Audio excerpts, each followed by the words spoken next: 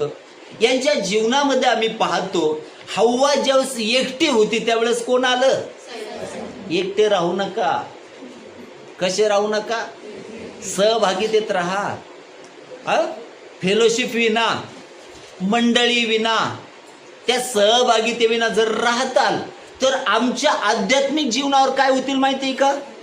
नेहमी हल्ले होतील आणि आमचे जीवन आशीर्वादाकडे न जाता आमचं जीवन शापास कारणीभूत ठरेल. का? कारण आम्ही सहभागिता काय केली माहितीये का? तोडलेली आहे. म्हणून सहभागिता आमच्या आध्यात्मिक जीवनासाठी अत्यंत महत्वाची आहे. आम्ही प्रेषित पौलाच्या जीवनातून पाहतो, प्रेषित पौल नेहमी संकटात असायचा. कशात असायचा? संकटात. नेहमी त्याच्यावर हल्ले व्हायचे.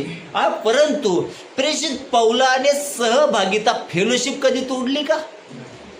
कधी तोडली का? कधीच तोडली नाही. त्याचा हा परिणाम झाला, जरी हल्ले झाले तरी परमेश्वराने त्याला वाचवलं, नाही का? म्हणून आमच्या आध्यात्मिक जीवनामध्ये ज्यावेळेस आम्ही मंडळीपासून, ज्यावेळेस आम्ही देवाच्या सहभागितेपासून